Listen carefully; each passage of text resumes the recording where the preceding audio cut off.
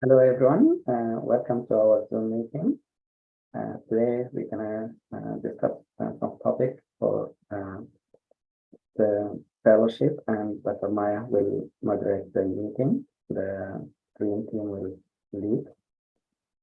Dr. Maya, when you are ready, you can go ahead. Yes, Dr. Radhe, thank you so much. Yes, I'm going to share my screen.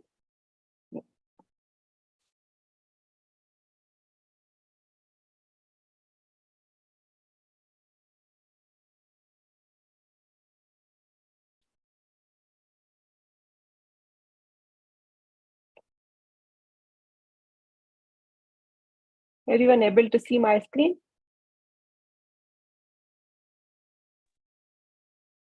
Hello. Yes, it's Yeah, clear. hello. Yes, it is clear. Yeah, thank you so much. Yes. So today our topic of presentation, first topic of presentation is gait impairment. Me and my colleague, Dr. Nahid Yusuf, going to present this. So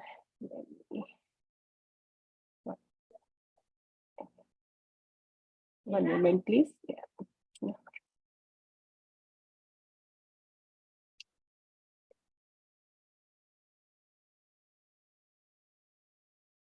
Okay. So yes.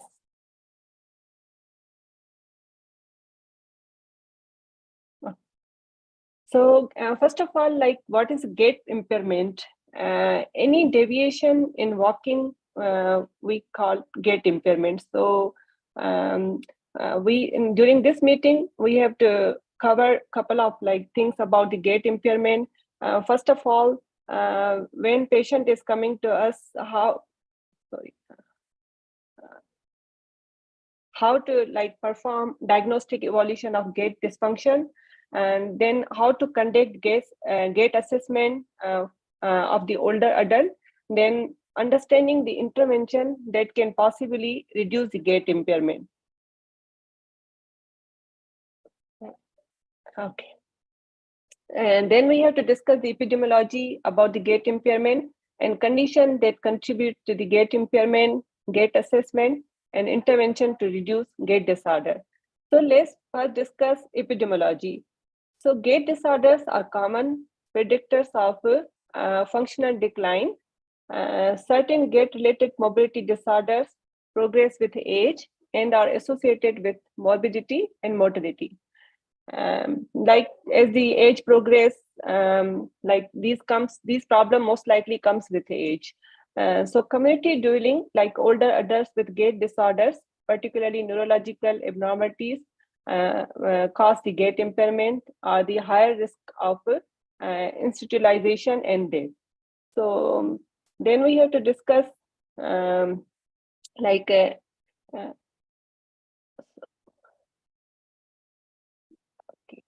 sorry. Okay. So these are the couple of terms related with gait impairment. Okay.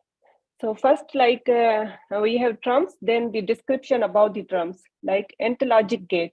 How we describe this, like this, and this is a gait in which the pain-induced limb with shortened stance, pace of gait on painful side. And second, we have circumduction, like outward swing of leg in a semicircle from the hip. And then we have a kind of varus gait, like excessive plantar flexion and inversion of ankle. And then we have fascination gait. What is this? This is the acceleration of gait. Then foot drop, loss of ankle dorsiflexion, secondary to weakness of ankle dorsiflexion. Other like term we usually use in a gait this impairment is foot slip. Like in this early frequent audible foot floor contact with steepage gait compensation. And then we have other term freezing of gait. What is freezing of gait? Sudden short duration diminution or cessation of walking, usually associated with shift in attention or movement, circumstances or direction. So And then we have, beside this, we have other terms too, like genu recurvatum. What is this? This is a hyperextension of knee. Propulsion, tendency to fall forward. Retropulsion means tendency to fall backward. And then we have scissoring gait, hip adduction such that the knee cross in front of each other with each step. And then we have steepage gait. What is steepage gait? This is the exaggerated hip flexion, knee extension, and foot lifting, usually accompanied by foot drop. And we are kind of familiar with this Trendelenburg gait. We usually read in step 1, like in first aid, Trendelenburg gait. This is a shift of trunk over the affected hip, which drops because of hip abductor weakness. When the abductor muscle weakness means that abductor muscle weakness causes this Trendelenburg gait. And then we have a turn en bloc, like moving the whole body while turning. And then we have condition. What are the conditions that contribute this gait impairment? Usually, gait impairment is multifactorial, like degenerative joint disease cause gait impairment, acquired musculoskeletal deformities, intermittent claudication, orthopedic surgery, stroke, postural hypotension, dementia, and fear of falling, and visual loss. These are the most common causes. And then we have a classification, how we classify gait disorder. Gait disorder may be classified by abnormal sensoromotor level, like we have low peripheral sensory dysfunction or low peripheral motor dysfunction. Maybe there's a middle postural and locomotor impairment cause gait impairment, and a high like cognitive and white matter disorder also contribute to the gait disorders. These levels may overlap when certain disorders involve multiple levels. For example, Parkinson's disease involves high cortical level and middle subcortical structures.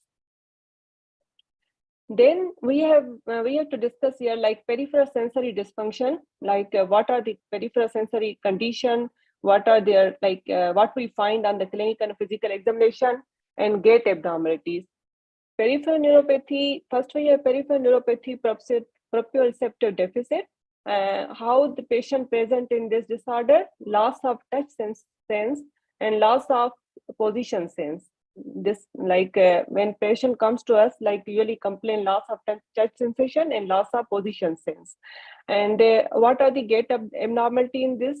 Possible steepage gait we see, like wide base, unsteady, uncoordinated, especially without visual input, may lift the feet high and slap on ground to increase the sensory feedback.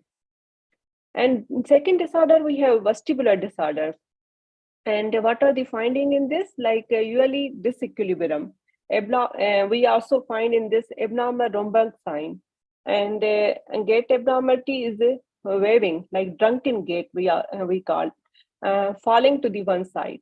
And third, we have visual impairment, like visual loss is also main factor that contribute to the gait impairment. And gait abnormality in this is tentative, uncertain, uncoordinated, just like loss of balance. Then other condition, painful or deformic condition. Patient have the physical and clinical finding, pain and decreased motion of hip, knee or spine, and sign of arthritis, thoracic kyphosis, decreased lumbar lordosis, stooped posture. And gait abnormality we see in this condition, antelogic gait with a shortened stance face on affected side. And Trendelenburg gait is a buckling of painful limb with weight bearing. Then we have focal myopathic neuropathic weakness. This also present with proximal muscle weakness, distal muscle weakness, and the exaggerated lumbar lordosis, secondary to pelvic girdle weakness. And the abnormalities in this we find the Trendelenburg gait, waddling gait, and steepage gait with foot drop or foot slip. So other conditions are cerebral ataxia, And in cerebral ataxia patient, clinical physical finding, poor trunk control, incoordination, or other cerebral sign. And gait abnormalities in cerebral ataxia is we find the wide base with increased trunk sway, irregular steepage, and staggering gait, especially on trunks. When patient takes trunks, it's more visible. And then we have Parkinsonism, rigidity, bradykinesia, tremor, stooped posture. And gait abnormality in this is small shuffling steps, hesitation, fascination, propulsion, retropulsion, and the turning en bloc. Absent arm swing, freezing of gait. Then other condition we have hemiplegia or hemiparesis. So a clinical and physical finding in this is arm and leg weakness, spasticity, echinovirus, and genu recrutum. And the gait abnormality is leg circumduction, loss of arm swing, and foot tread or scrape. Paraplegia or paraparesis. In this clinical and physical finding, leg weakness, spasticity. And gait abnormalities are bilateral leg circumduction, scraping feet, possibly also seizuring gait we call.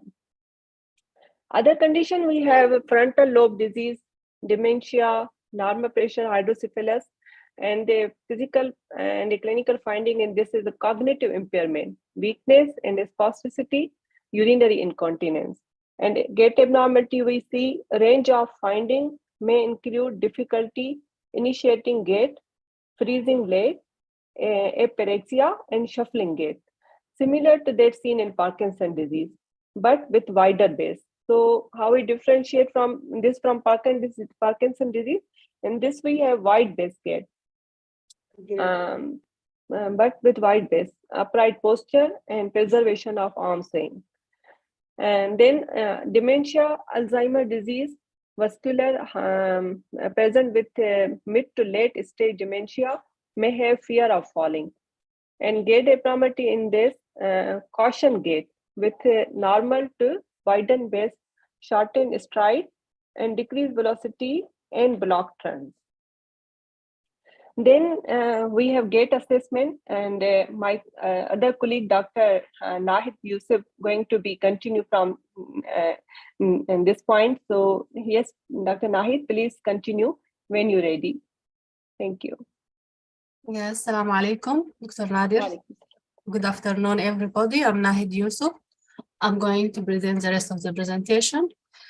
So regarding gait assessment, the key point for this is careful medical history and physical examination. This can elucidate the contributing factors and then can manage them. The laboratory workup and diagnostic imaging is warranted and depending on the history of physical exam. Use of gait assessment tools like timed up and go. We will discuss this later also. Establish person comfortable gait speed, use as both assessment and outcome measure. Also to remember that most gait disorder are associated with underlying disease, so to be careful with that. The history of physical examination. First of all, evaluate the patient for evidence of subacute metabolic disease. So this we can manage, and acute cardiopulmonary disorders and other acute illness. Attempt to identify motion-related factors, for example, provoking both vestibular and orthostatic response. Whole body tests also for example, for vestibular dysfunction. This might be recorded. Supine and standing blood pressure measurements, so to detect orthostatic hypotension. Visual screening is crucial because this may be the cause and at least should be done for acuity, and it's essential, as I mentioned. Also in history and physical examination, evaluate the physical examination like neck, spine, extremities, and feet for pain, deformities, and limited range of motion, particularly regarding subtle hip or knee contraction. Measurement of length, leg length, discrepancies such as can occur with a hip prosthesis and either as an antecedent or subsequent to lower back pain. as a consequence for that. This simply by measure the distance from the anterior superior iliac spine to the medial malleolus, and this can give us a clue about this condition. Also to provide a formal neurological assessment is critical. Assess the strength and tone, sensation, including the proprioception, is very important, and the coordination, including cerebellar function, stations, and gait. Romberg test screening for simple postural control and whether the proprioceptive and vestibular system are intact, so we'll elicit this. Given the importance of cognition as a risk factor, full assessment for cognitive function is mandatory.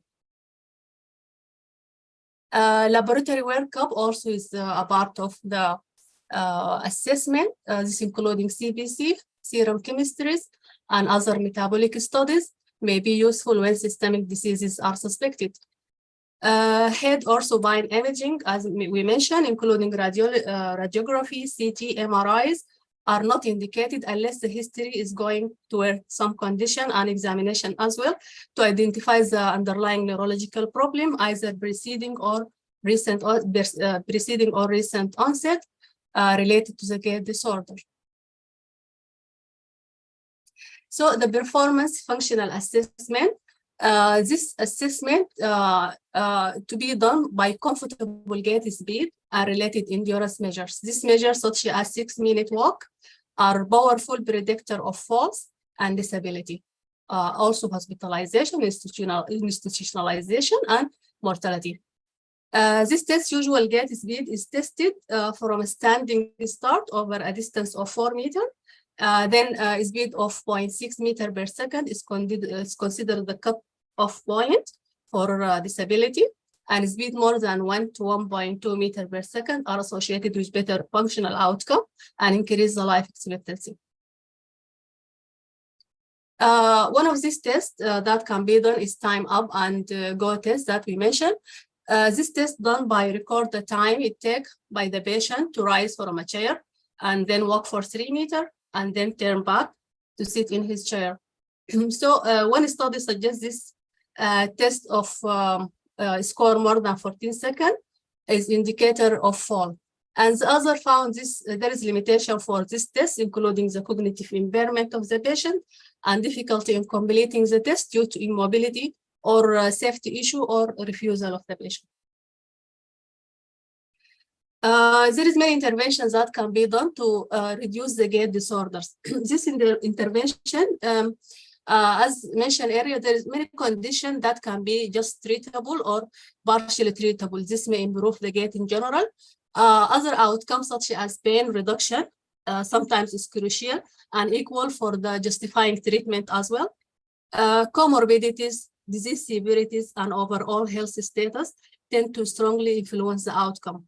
And the overall goal of this is to improve the functional status of the patient. The exercise and physical therapy. There is many conditions that may benefit from exercises. We can go for some of them, like knee osteoarthritis. This may benefit from strength, flexibility, and aerobic exercises, particularly with a single goal, and when provided at least 3 times per week, show at least moderate effects in improving overall function. Stroke patients can benefit from treadmill training, may improve the gait speed and walking endurance, electromechanical also, and robotic assistance. This may increase the likelihood of walking. Parkinson patient, physical therapy, including complementary treatment, yields short-term gains in functional mobility and gait speed. Surgery. Yes, there are many conditions that can be corrected by surgeries, and the decision will be made by the multidisciplinary team, either to go for surgery or to manage medically. One of these conditions is lumbar stenosis. Many have reduced pain after laminectomies and lumbar fusion surgery. However, non-operative treatment can also result in modest improvements, such as walking tolerance.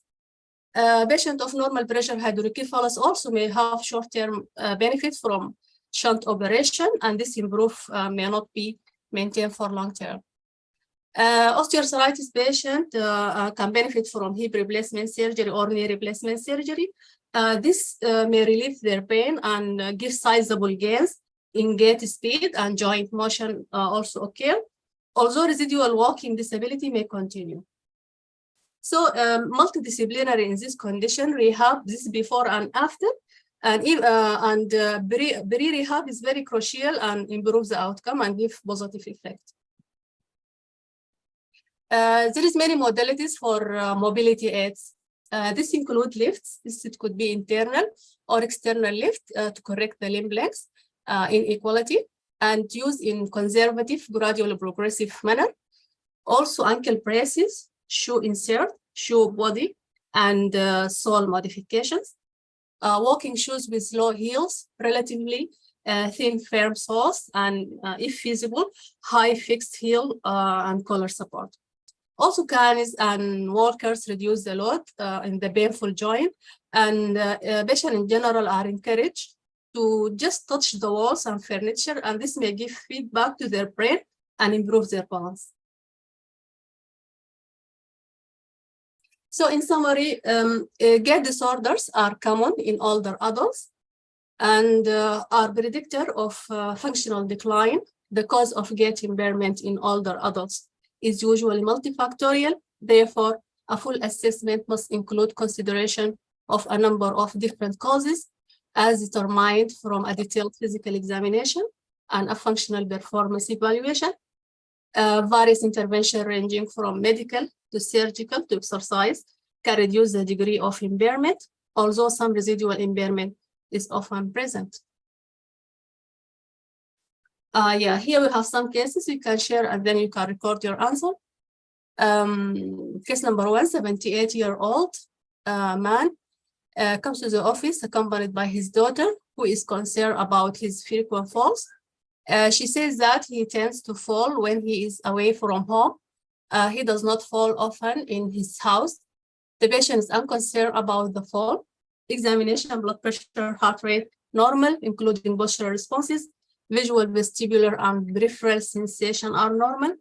Muscle strength, motion, and endurance are normal. There is no rigidity or abnormal resistance to passive motion of the joints. Gait speed is 1.18 meters per second. He steps with no difficulty over an obstacle placed in his path, with a few small steps on approach. He does not make appropriate adjustments to maneuver pass furniture in the exam room or pass other people in the hallway. So based on this, which one of the following is most likely to be a factor in his fall? Cognitive dysfunction, cerebellar disorder, Parkinson's disease or Parkinsonian syndrome, spinal stenosis.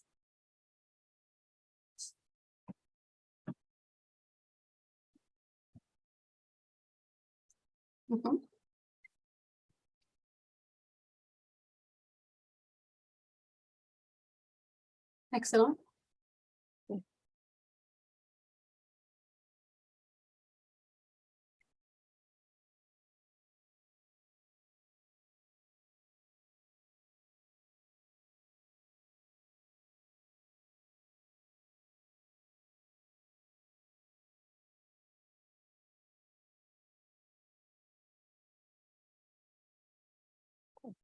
Yeah, I think most of you guys got it right. Yeah, cognitive dysfunction is the cause.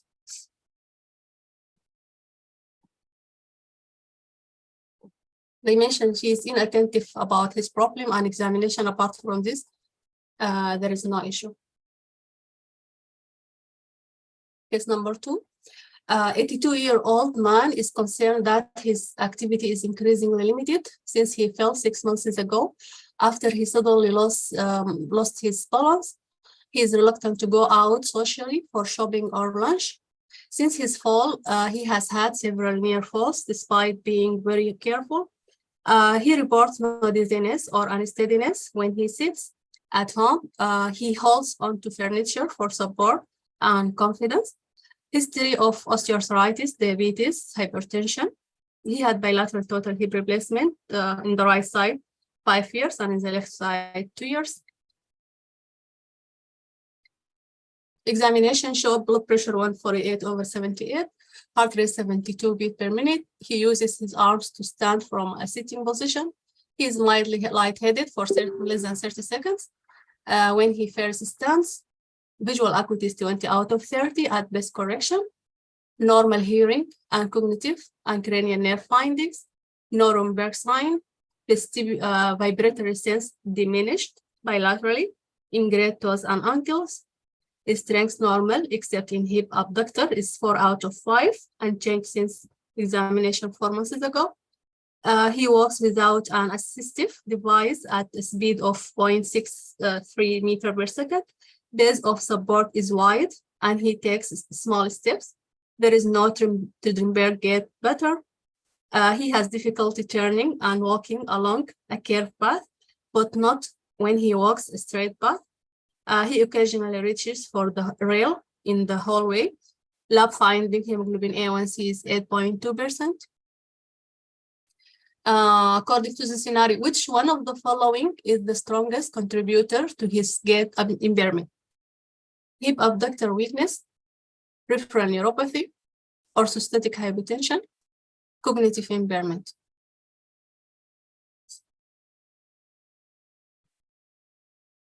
Okay.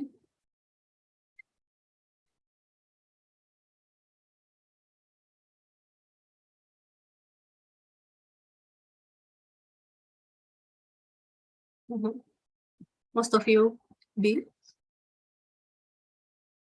And you're right, guys, you get it right. The peripheral neuropathy is the cause here because mentioned the vibratory sense is decrease in ankle and toes. Case number 3. 78-year-old man is seen for follow-up related to gout in the right first metatarsopharyngeal joint. He has not had gout pain for 2 weeks. He fell in his home twice in the last 2 weeks when doing his regular activities. He did not lose consciousness and does not know why he fell. He was not injured. History of hypertension, bronchitis, osteoarthritis. He walks barefoot at home to avoid pressure on his right first metatarsopharyngeal joint, and he is wearing sandals today. Bed examination, supine blood pressure is 147/46/78. Heart rate is 85 beats per minute.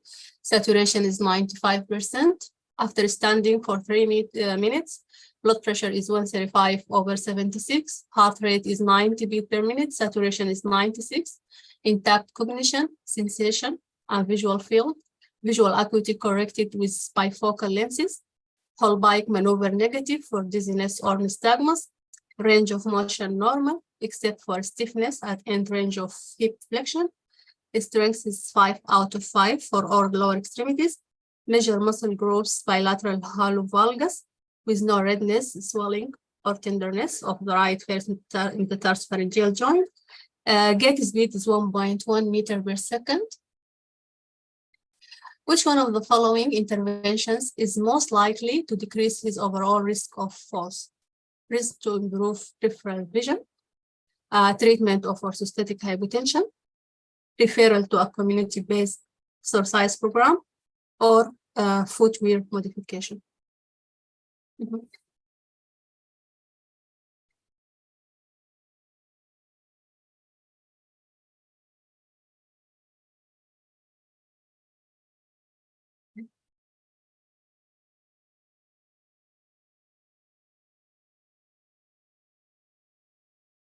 Yeah. Yeah. Here, if you see in the scenario, they mention about his walking barefoot to correct this. Yeah, the D is the right answer because the hollow valgus. So here, the end of our presentation. I hope we are beneficial for you. And if you have any question, go ahead.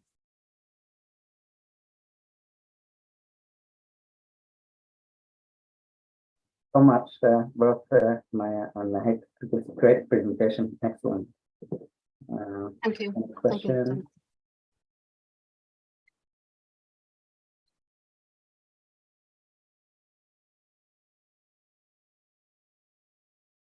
So in the office, when we see all the patients, as one of the cases here, sometimes we need to assess for gait and also for risk of falls and falls in the past. So it's required nowadays to do an annual health visit for all the patients. So when they come, you do a bunch of things, a bunch of tests. One of them is assessment for falls and gait abnormality. So Gait and Go test was one of the tests that we need to do. So I'm gonna just elaborate on that. So here's the steps that is the assessment of the mobility. So you only need your watch and you need the patient to sit on a chair, and then you give them the instructions. So here's the instructions. So I want you to stand from the chair, then walk, and then the distance usually is specified distance. You can put a line on the floor or maybe at the end of the hallway, and then ask them to turn and then come back to the chair and sit down. So your job is to give the instructions clearly, and then while you are watching your watch and timing, you say the word go, and then you start the timing for the patient. So record the time. Usually, if it's more than 12 seconds or so, there is abnormality. We usually cut the time into like the 20, if it's 20 seconds or more, we say that definitely there is a problem there. So how we do that in the office? I'm going to share with you as well. You see my screen, right? The video. Yes, Dr. Nadir. Yes. So here the instructions for the patient to sit on the chair. Here's the line for the distance. And then the patient will stand up and then go and then turn and then come back and sit down. It's a simple test. Sometimes you want to be beside the patient in case they have any abnormality, so they don't fall. Any questions about this test?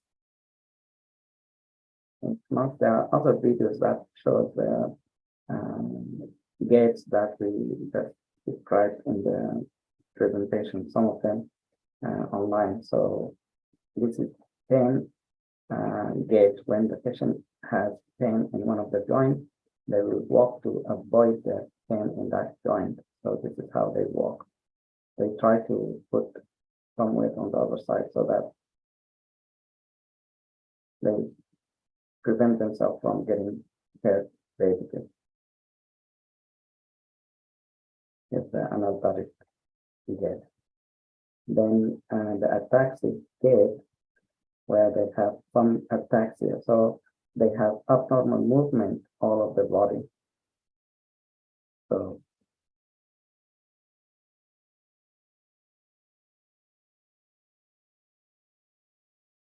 usually it's a wide gait.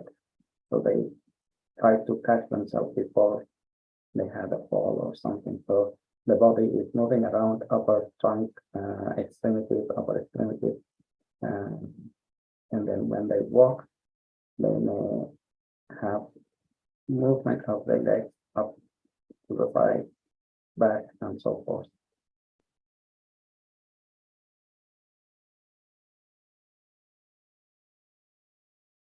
And they try to catch themselves from falling. So they make the movement, and then they try to avoid falling.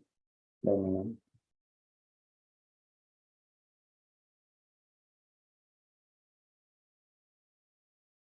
that's clear for you guys. The other gait is atherogenic gait, where they have like sliding. Use it. Yeah.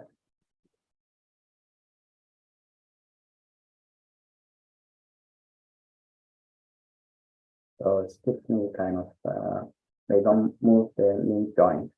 Then we have the trundle back gait.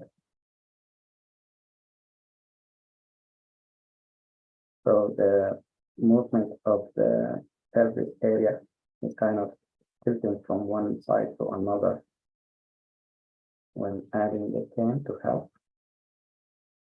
So it's moving from one side to another.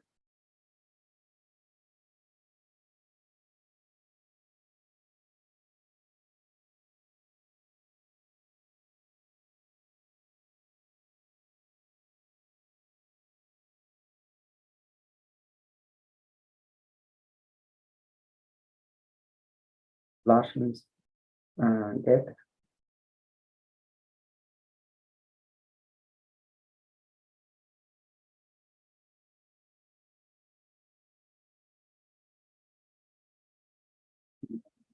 Parkinson kind of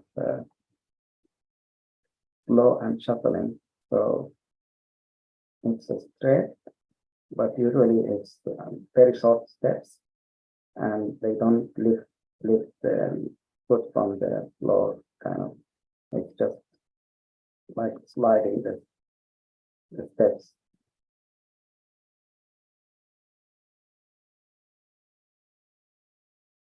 And when they stop, it's hard for them to stop, so they go, kind of.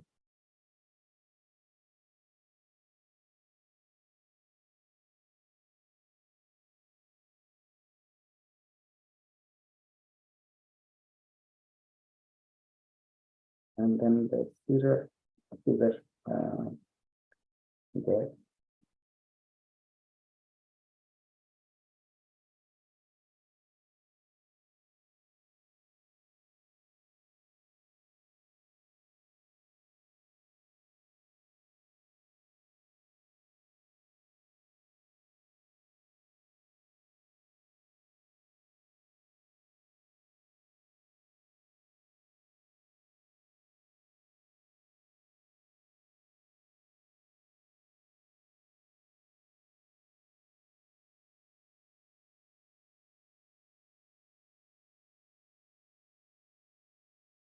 We have the step page. Yes, here. So they lift it and then they drop, lift and drop, lift and drop. Then we have the patient with hemiplegia or after the CDF or CDF. Then they have the gait. Sometimes they have it named as circumduction or something. So if you look at the upper extremity, you will see that they are holding their arm or hand to the midline, and then their leg will go around in a semicircle or half a circle.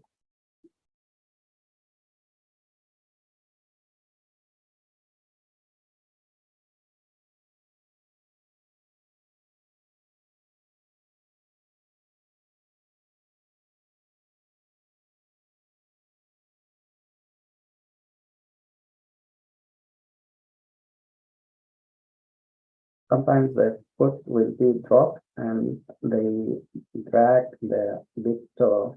If you look at the floor, they can, I guess they are drawing with their toe on the floor, kind of.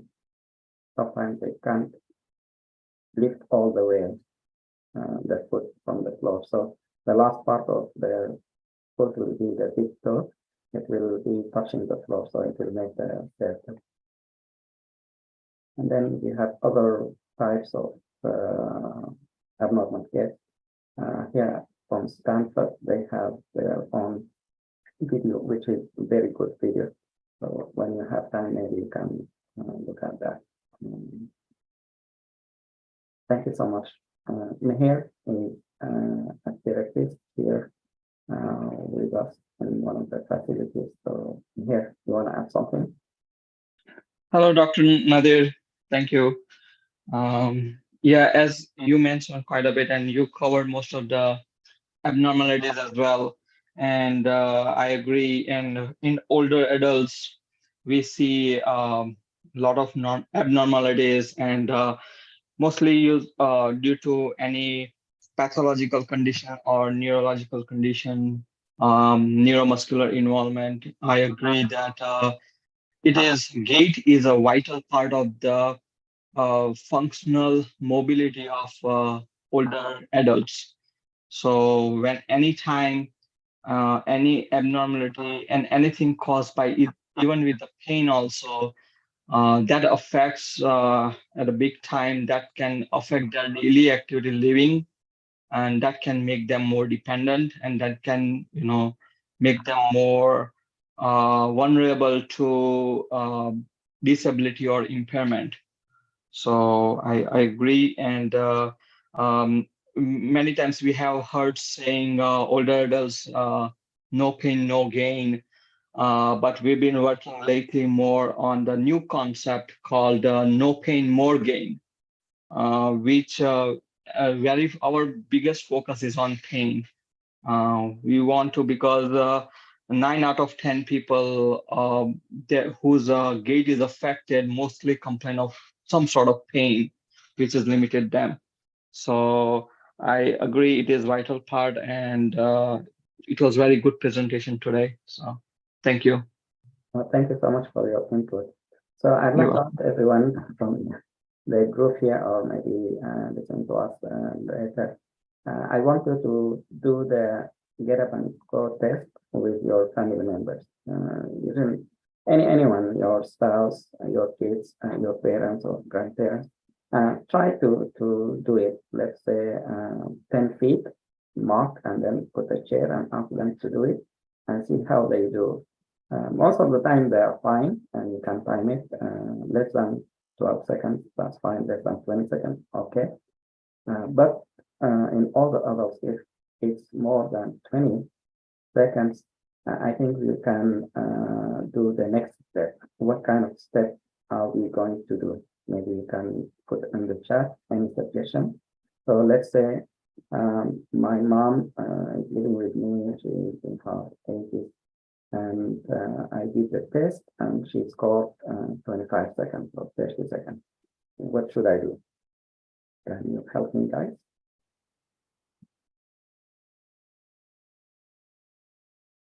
Use the chat, or you can something.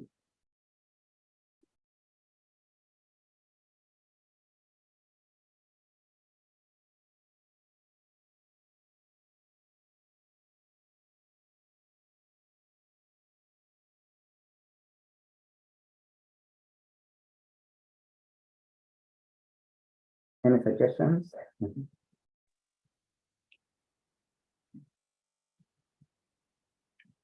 Go ahead, Mahir, go ahead. Sorry. So first of all, I would say that only based upon the talk test or timed up and go test, it is very hard to assess what's going on.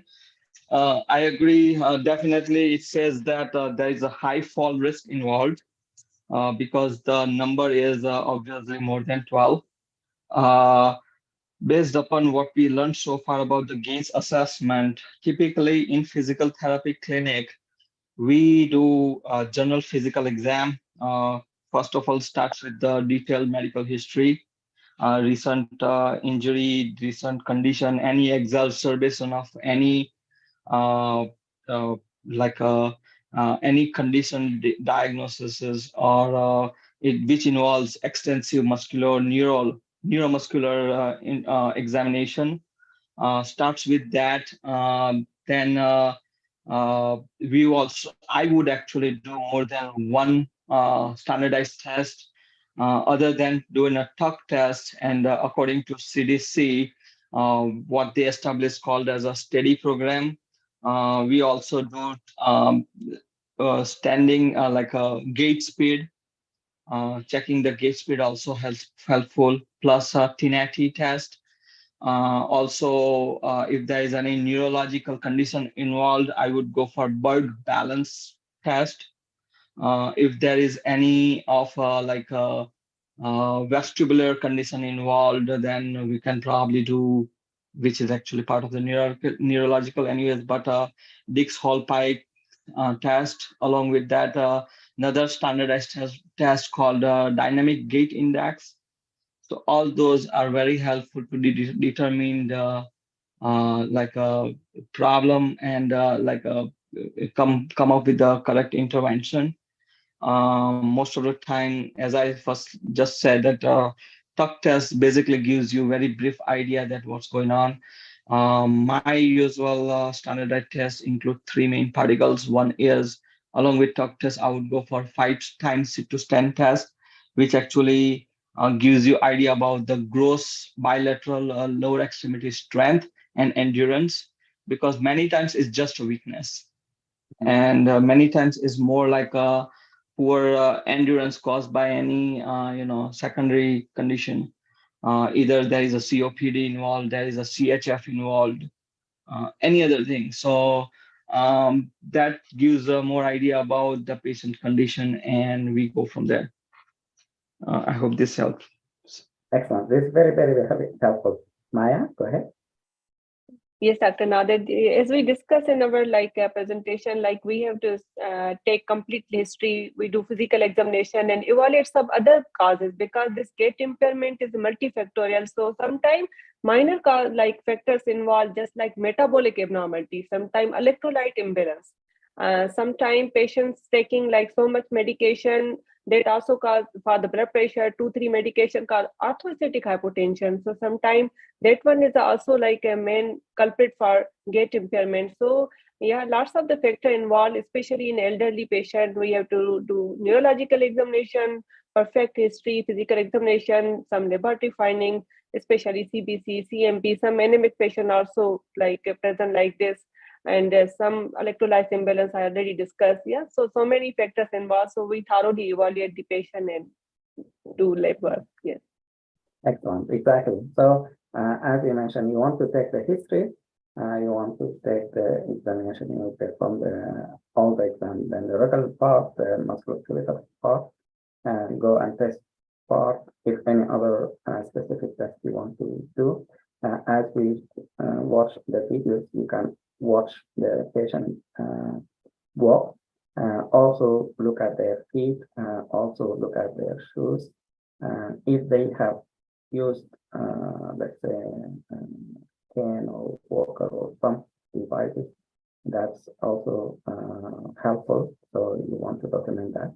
But at one point, one of the help that you need is you refer them to physical therapy. Sometimes they do, as here mentioned, their own specific test, and then they will take it from there. There could be some weaknesses or some weakness in one area, part of the body, or maybe because of the pain, or maybe because of some other causes. So they will try to figure out what the cause and then address it. If it's a balance issue, if it's a weakness issue, they can work on these parts. Excellent. Thank you so much for all of you. Great input. Any other questions or any other comments?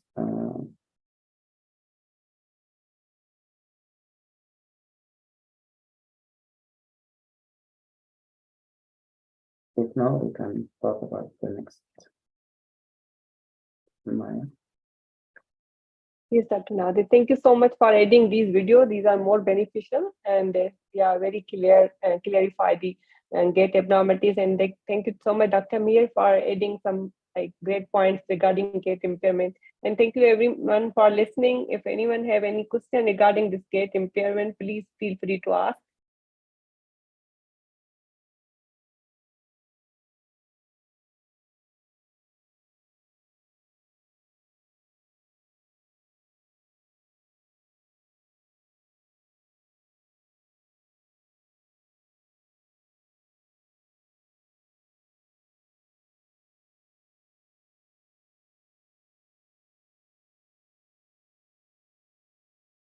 Yes, Dr. Nadir, as I mentioned already, we don't have other presenters, so we can discuss about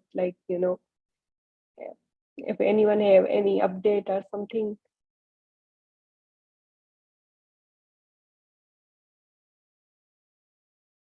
Go ahead, anyone with the updates of the projects or ideas? Please, Dr. Nader, I want to add something. Can I please, there's something interesting came up. I found out on Friday, so I want to discuss with my fellows. Can I please share my screen and let them know, like there's a opportunity for IMGs in Tennessee, for doing, for practicing as a physician. That will, the law is passed, but that will going to be effective in July 2024. So I want to discuss something regarding that. Yes, go ahead, please. Yes, Dr. Nader. Thank you. So yes, I found out I'm doing observership currently at Tampa General Hospital in Tampa, Florida. One of my colleagues told me there's a law passed recently. So for all IMGs who are residing in United States and cleared all USMLE steps, and they have any status of visa like green card or citizenship. So they are and there's a good news for all of those in in the transition of getting residency. They passed a new bill as a IMG, we already cleared all steps, ECFMD certified. If we have green card or citizenship, we can apply this program. Everybody able to see my screen? Yes, we can. Yeah. So Yes. this is this is a if you anyone Google on Google Tennessee IMG, so you can find this information. Tennessee has passed this new law and new bill and new law. So these are all everything is mentioned here, and they are allowing us to do 2-year practice under the supervision of doctor, family medicine doctor, and after that we are able to do solo practice. This is a good opportunity actually if we are meeting these all criteria. If we are ECFMD certified, clear all 3 steps, and we have an active back home license. So this is a good opportunity we can explore in transition. Match is it's a very tricky nowadays, so this is a good opportunity. In meantime, everyone if want to explore this, I want to share this one with all of you. You can go through the match guide, and you will find all the information is given, and they are mentioning this new law going to be effective on July 1, 2024. I think it's a good news to become practice as a doctor in United States until we get our residency. Yeah, thank you so much. I want to discuss this one. So yes, Dr. Nader, please give your input regarding this.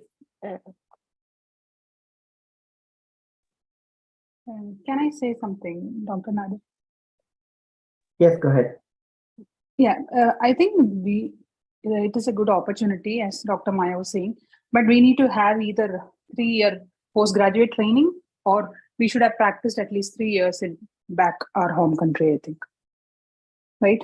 There is a small catch. Yes. This is a small catch. They are saying out of 5 years, if you are 3 years, if you have any 3 years back home residency or some practice, but most of us we have back home residency, back home work experience. This is the one point is only tricky. I found out after reading this. I am even matching all the criteria except that one, but we can ask them. We can maybe sometime they waive something. We are meeting all the criteria. Maybe they give us the waiver for this criteria. You never know, because I heard about it. There's a shortage going on in Tennessee for the doctors, especially family medicine doctors. So I think if we try, this is a good opportunity. And most of from our fellows, most of us, we have back home residency too, so that may be countable.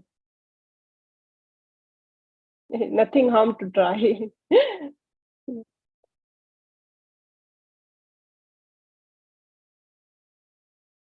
Excellent. Thank you so much, Dr. Maya. I think there are some other comments in the chat. Hadid mentioned that Florida, Arizona, Missouri, and Arkansas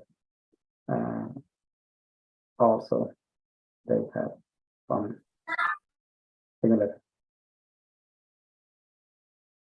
Is it Hadid? Hadid, yeah, go ahead. Yeah, so I just wanted to mention that I read about the kind of similar things in these states, and some of them they don't require the 3 years home country residency. So I believe some doctors have done it in Missouri specifically, and it's called like assistant physician, not physician assistant. It's assistant physician, and it takes place for like 2 years, and then you can be able to be, I think, licensed, something like that. But there's something like that, yeah, and it doesn't have the 3 years restriction, so it's kind of more malleable, I think. Excellent. Thanks for sharing. Yes, Dr. Nader, I want to add this. Yeah, Dr. Adi is right, but like, and especially this program, like this Tennessee program. In Tennessee program, if we are going to complete our 2 years under the supervision with some family medicine doctor, we are able to solely practice afterward, like, you know, as a physician. We don't have any further requirement to give boards or something like. I think if we have something back home residency here experience, they might be count, and this is a good opportunity. Yes. Agree. Yeah. Go ahead, Rufaida. Hello, Dr. Nader. Hello. So me and my team, we already like finished the data collection, and now we're on the stage of data analysis. So we're looking at tools to do the quality assessment before we go further. And most of the studies that we found are systematic reviews, cohort studies, and cross-section studies, and other observation studies too. So we wonder about the best tool for us to do the quality assessment in a reasonable way. I mean, we came across the Gait and the quads, but we don't know which one is the best for us. So we would love you to have your input. Sounds good. Did you send me an email? I think you Yeah. did. Okay. So I will look at that, and then I will take it from there. All right. All right. Thank you, Dr. Nader. Excellent. Thanks for the update. Thank you. Yeah. Anyone else?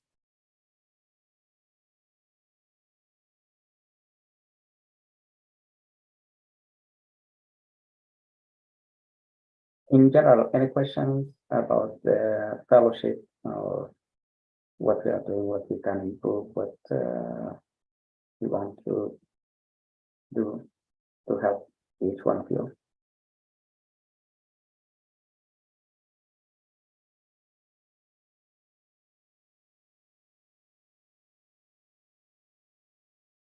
You are doing great, everyone.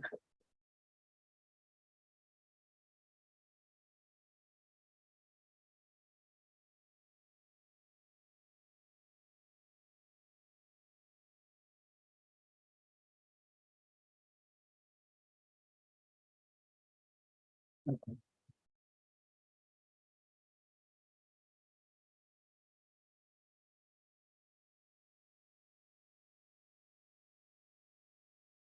So if no more questions, do we have any ideas, new ideas for new projects or?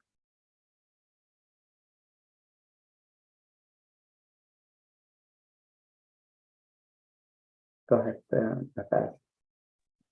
Hello, good evening and good morning to everyone. I don't have a topic or a new suggestion for a project, but I saw that one of the topics is about Canva, and previously we had one of the fellows that helped us and described how to use Canva. So if I can share my screen and I can try and yeah. Sure, go ahead. Thank you. Thank you.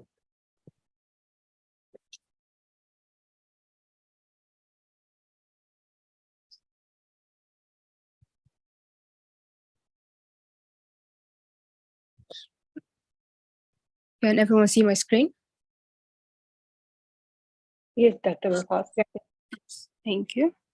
Okay, so I have just downloaded the Canva application. I used my Apple ID to sign in. You can use anything. You can use your Google. You can use an email. So right now we can choose a design. So I'll click the plus sign over here, and I would like to choose a custom size, for example. So I would choose a width of 40 and a height of 40.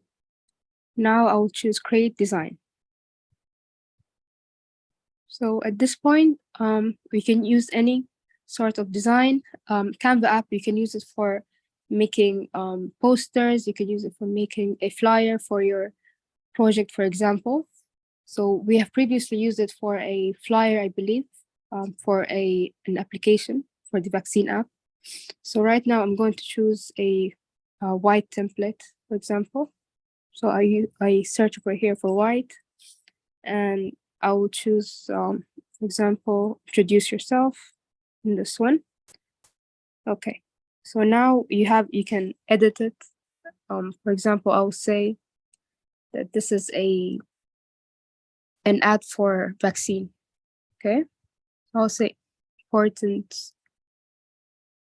vaccine importance, for example. You can move it around, and then you can press the plus sign and add other shapes or frames or even charts. For example, over here, you can use this one. And for example, I have, yes, I can clear data and I say, I have females.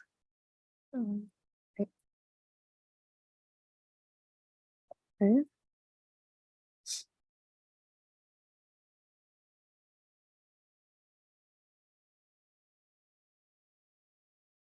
Okay. So over here, I'll say there's a rota, there's influenza, and there is MMR, just for example. So these are the vaccines that we give, for example. And right now, we can see it over here that there is, with the percentages, for influenza, it's 20. And this is just an example. You can also change the size. I will remove this one. So I'll say clear. Yes, over here, click on it, hold on. Click on it and delete it. So now you have your chart. You can also add other shapes and circles. You can also change the color of the background.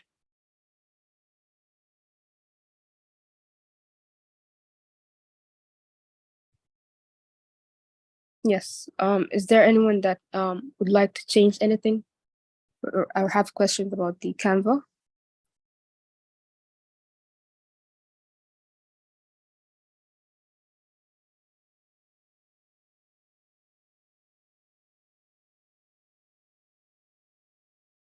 It's a very useful application. It has both features for the paid features and also free features. So the free features, it's very enough for you to make any sort of poster or any form of flyer. The extra features is also helpful, but I believe the free one is also enough for you to make a efficient flyer. Thank you.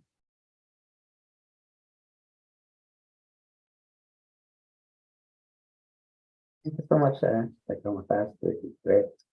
And it's a simple one if you want to play with it and use it.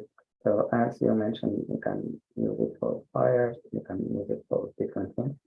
What I did last week, we had a team of fellows who submitted an abstract, and that was accepted for poster presentation, and that will be presented next week in the Netherlands, Holland. But it has also virtual platform, so they requested them to submit either in person or online. So we did the video online, so we submitted the video. And to do that, I asked the fellows to record themselves presenting their part. So it's a poster case presentation. So one of the fellows will present the introduction about the topic. The second fellow will present the case, and then the first fellow will come back again and present the conclusion and the implication of this. So I'm gonna show you how I did it. I'm gonna share the screen. So when you go to Canva, you will have options to create projects. You can create new project, and then depending on if you want to do just an image kind of product, or you want to do a video. So mine was a video. So you go there, and it's similar to what Nafaz was saying. So I added the poster. It's just the image of the poster, and then I added the video that was done by the first fellow. So she was talking about the background of the case. So I added the video, and to add the video, basically you go there on the left side, and it will be one of the components. If it's on your computer or your phone, you can upload it, and it will come somewhere here. So you add it as a, if you have image, you can add the image and have the poster as the image. And then the videos, I have them as videos. So I can just add one of them, and it will be added here. And then you can just drag it and move it around so that you can place it in the right place for you. So this will be like a one screen. You can make as many screens as you want. So this is screen one for the introduction or the background until here. So this includes the first video about talking about the background. And to add more screens, so I can add the second screen here. So you click and you hit the plus sign, and then it will add a new screen, or they call it new page. So you add the page, and then you can move around. So I copied the poster again, and then I put the video on the left side. And I can duplicate this. If I want to duplicate the page, I can do that instead of creating it from scratch. So I did that for the third one. And this will be the conclusion. So I added the video for the conclusion. Then I added the QR code so that people can just scan this on their phone to contact us. It's just an image. You can add more pages. For example, if I want to add another page, I can say thank you, for example. It will be just text box, and thank you for your attention. And then this is the text. I can manipulate that. So I can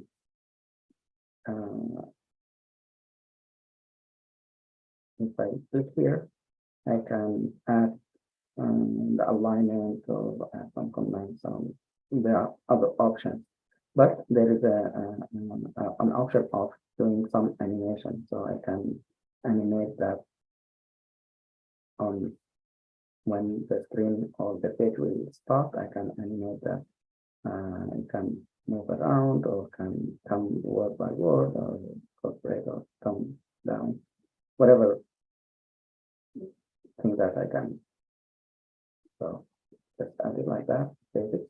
And I can add it to the entrance when it enter, or the exit, or both. So I'm gonna just on entrance. That means when the page ends and the page starts, this will come and show the same way. And I can change the animation. I can change the timing.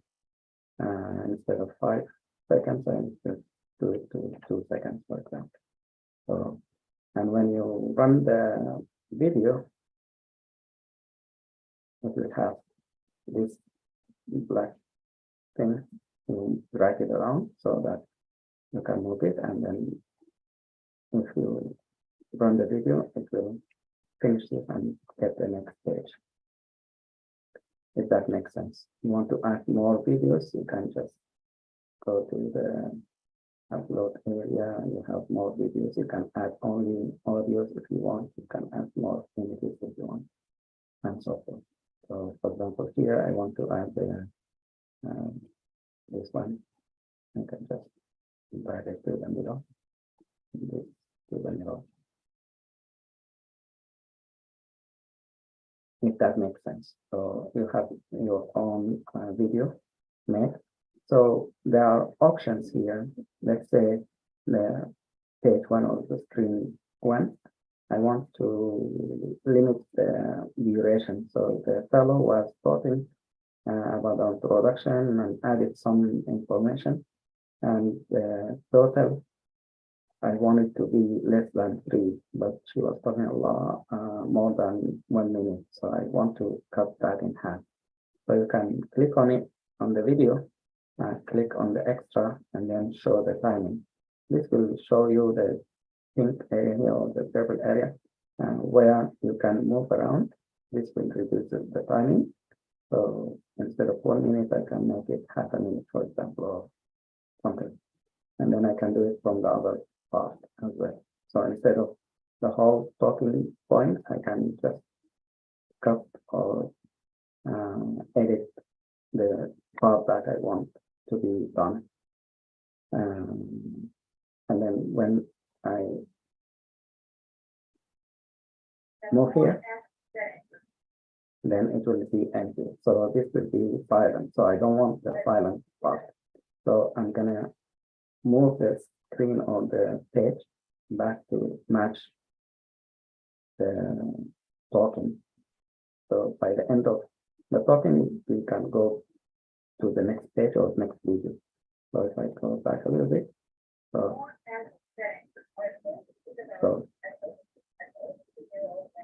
if you want the other video to start a little bit later, you can move it down a little bit. So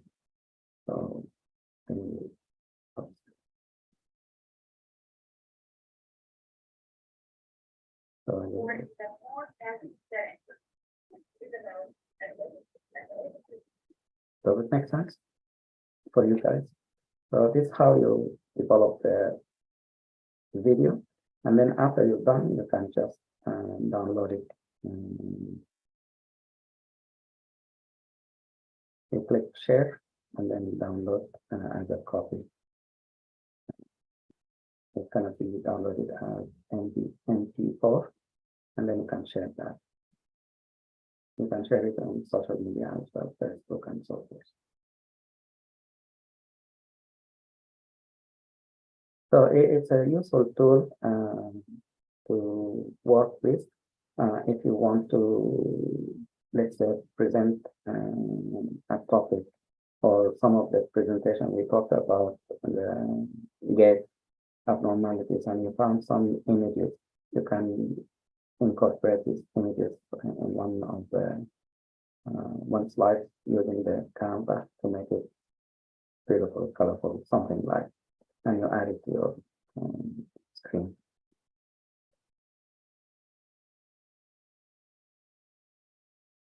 Any questions or any comments?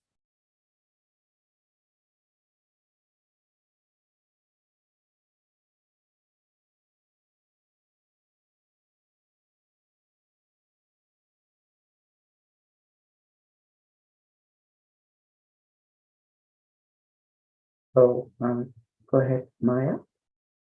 Yes, Dr. Nadir. So we can make presentation on Canva. There's a possibility to make whole presentation, or just we edit, like we do editing in our presentation. We have to make Google slide and we do editing it through the Canva. I just want to make sure. So what I'm saying is, if you are presenting, let's say you have the slides, we just presented like gait and gait abnormality and background and history or whatever, and then the types of them and so forth. So if you want, you can in Google Slides, you can change the colors, the font, and everything. You can edit according to what you think is beautiful or right or whatever. It's just for you to practice. In the future, you will design your own. But Canva is a tool that has more options than Google Slides. Google Slides, you can change the colors and the font with some limitation, but in the slide in Canva, you have plenty of different fonts, for example, different shapes, different short videos or images that are moving. So, for example, if we go to come back in, there are some, when you say add element, you have the graphs as mentioned by Mata, but you have some moving object or animations that you can add. For example, I like this, I can just drag it and put it somewhere here.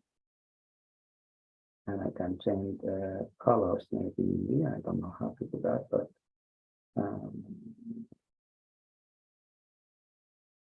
so something like that. So your slide will be a little bit active or moving around. If that makes sense. Yes, Dr. Nadir, thank you so much. I will definitely explore next time. Yes. Yeah. That's No, nice. you did the right thing. I'm not criticizing you and for example, for the presentation. These are slides done, the one that you did are done by American Geriatric Society, and they are for teaching either geriatric fellows or internal medicine, family medicine residents.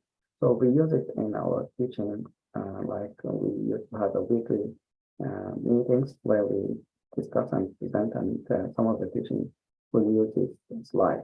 So my idea is this slide can be used the same way, or we can modify it to make it a little bit active, alive, or whatever.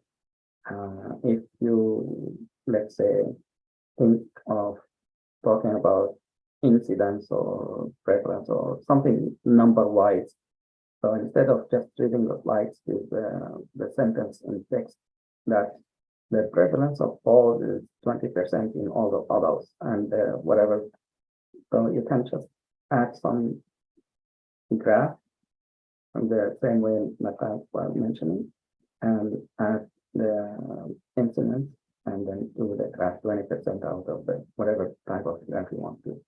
So it makes sense when you're talking about the graph, and it's capturing the attention of the, and it's not gonna be like the regular Yes, one. yes, Dr. Nadir. Thank you so much. Sounds good. Great idea. Yes. Excellent, thanks. Any other comments or questions?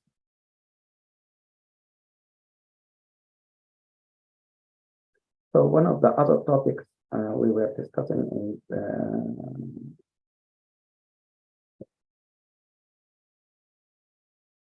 two of them. One on IRB application and then teaching skills. So I'm going to skip the teaching skills for now. Maybe in the future, some of you might tell us some of the teaching skills. But for the IRB process, so most of the research, when it's done, it needs some approval when it's related to humans. So in the past, we discussed this one of the presentations last year and the year before. And this is because it's important when we do trials, for example, or some data collection. So we need some body or identity to look at what we are going to do and get the approval from this identity or body. So I'm just going to share with you the first project that was done by the fellows in this fellowship. So we were talking about how can we collect information about COVID and other medical conditions, let's say hypertension, diabetes, heart disease, and so forth. So I told them we can collect some data from the hospital. So to do that, we needed an IRB approval.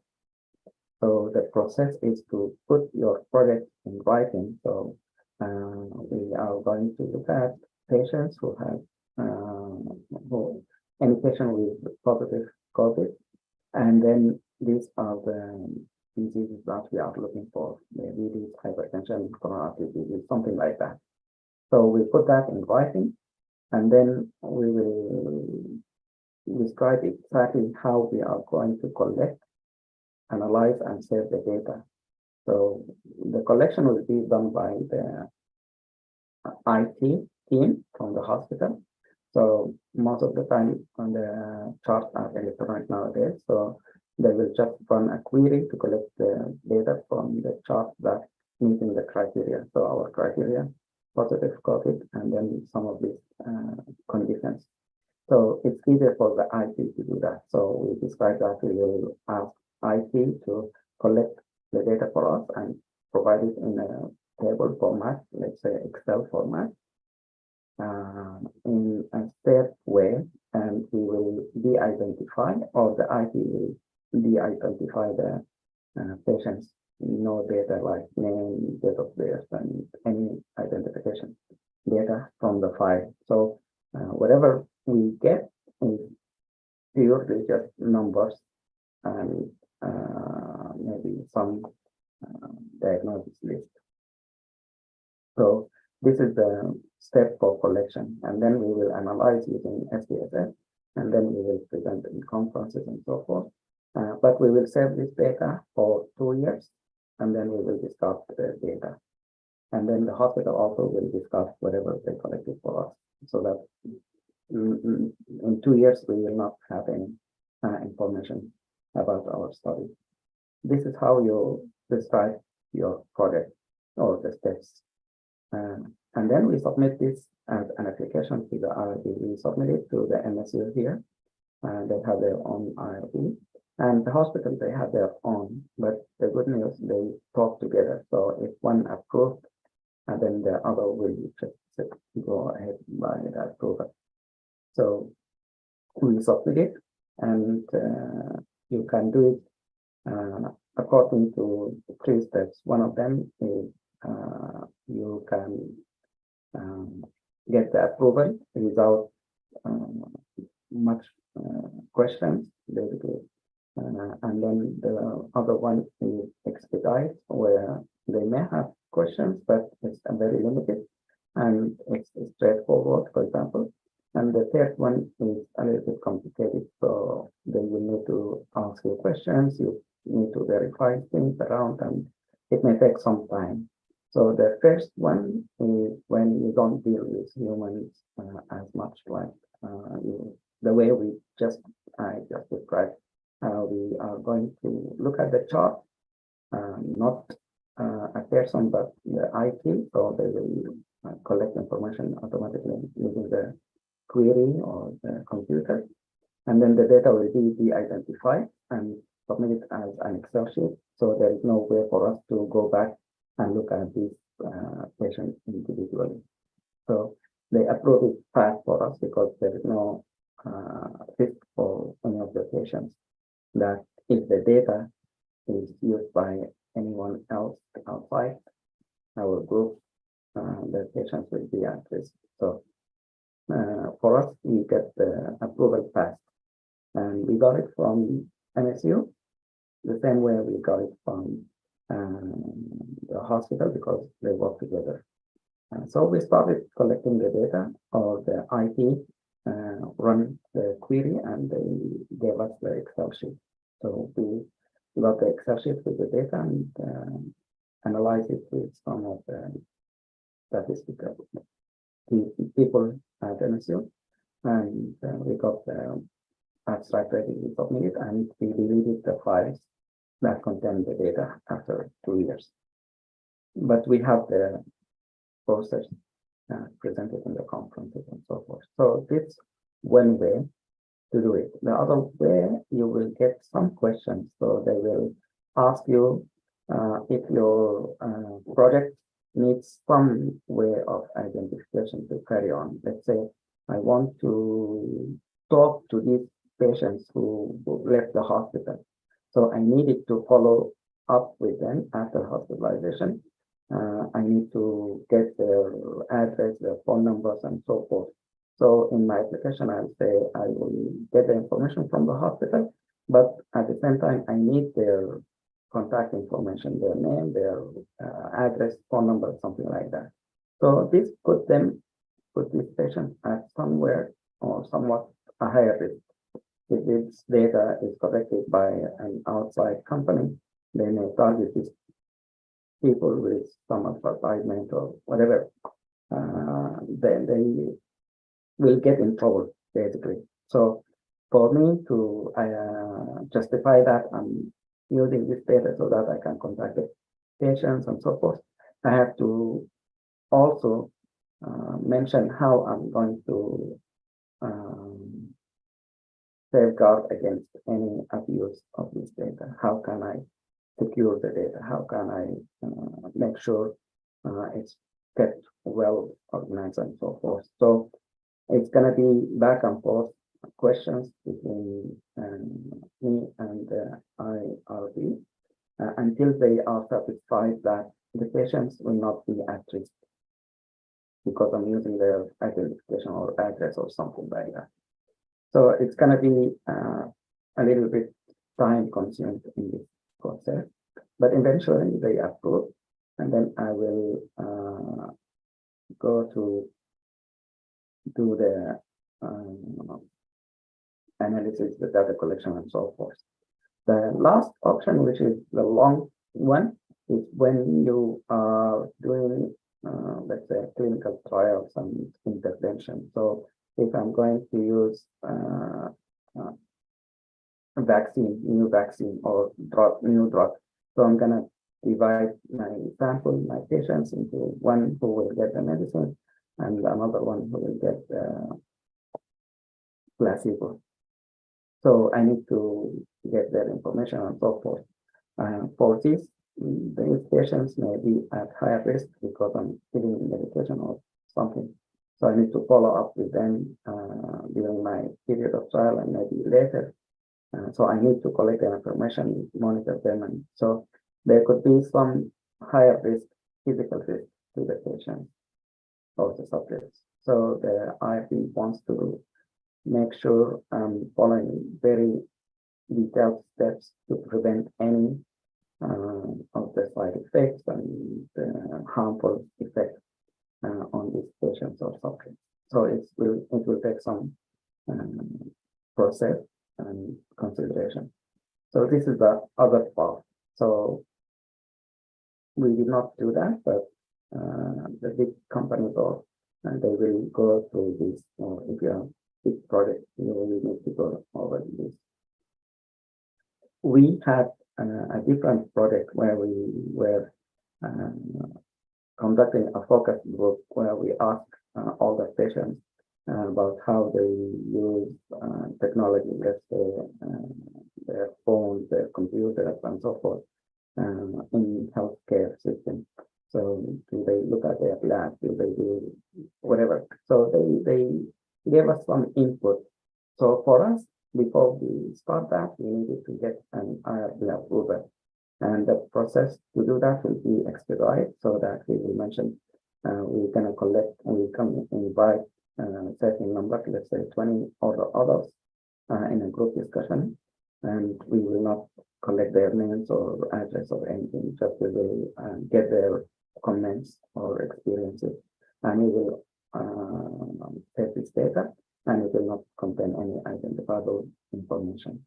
So the RP, when they look at our application, they will say, oh yeah, so no risk or minimum risk, if any, to this patient or participant. So they approve it. So this is how we do the RP. And when you submit your poster or when you submit your abstract, some of the journals will ask you, did you obtain the approval?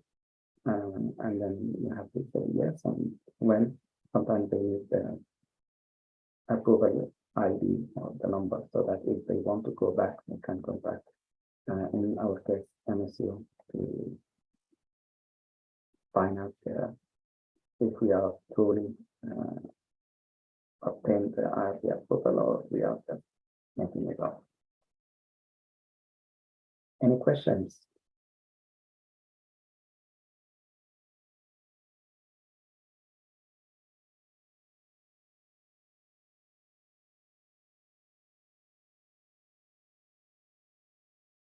So if there's no other questions, okay. Hello, Dr. Nadir. Correct, Samah, and then Nafas. Assalamu alaikum. Alaikum salam. I need to ask you, Dr. Nadir, last time I discussed with you that we need to work in one topic. Sorry, go ahead. Yeah, last time we discussed that we work on topics. I told you that we wanted to start to do publication. Mhm. Yeah, and there is a lot of topics you mentioned, and I think we choose the last one, that we will work with the effect of COVID-19 in nursing home during a special period of time. So I don't know if you are agree with that or you have another idea, please. So I'm sorry if I make no sense. Your voice in and out, but I understand you choose the third topic about COVID and in nursing homes. Yeah, the last topic that you sent for me last time, if you remember, please. Okay. So Okay. If yeah. not clear, I will send you an email, please. All right. So yeah, Okay, thank you. if you send me an email, yeah. So when we collect the information from nursing homes, we will need also the same procedure. We need to complete our proposal and then send it to the IRP. And then when we get the approval, we collect the data and then the analysis. So it shouldn't be long if we are collecting it without identification for patient. So if we collect groups, then it should be straightforward. But Okay, thank you. Send me the email again. Okay, thank you, Dr. Nadir. Yeah. Nafas, do you have questions or comment? No, Dr. Nadir. There's no comment. Thank you. You're welcome. Anyone else have any comments or questions or ideas?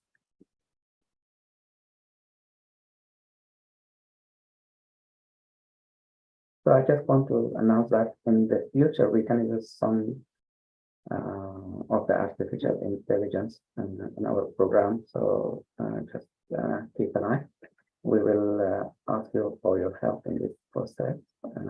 Hopefully we can improve this program. And I'm delighted that some of you are working hard to get some of the applications, the apps going. So good luck and let me know if I can be of help. And this great opportunity for every one of you to contribute, and hopefully it will help you in your application.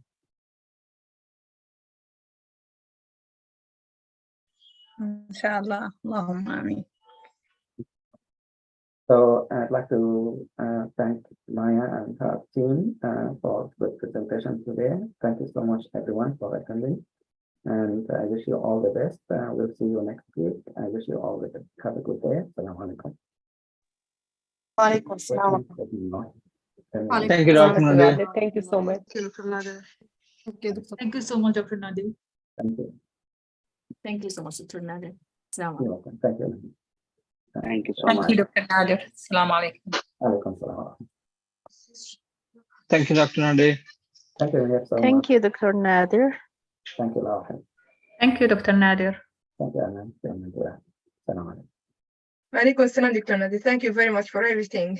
You're welcome. Thank you. And I would like to thank you about the course, the Cleveland Clinic. It was really, it was really amazing. It helped me to my studying for my step 3. So thank you very much. Appreciate You're it. welcome. No problem. Yeah. Thank you. Hopefully it will help also when you do the interviews and applications. Inshallah. I hope so. Thank you, Dr. Nadir. Excellent. Thank you.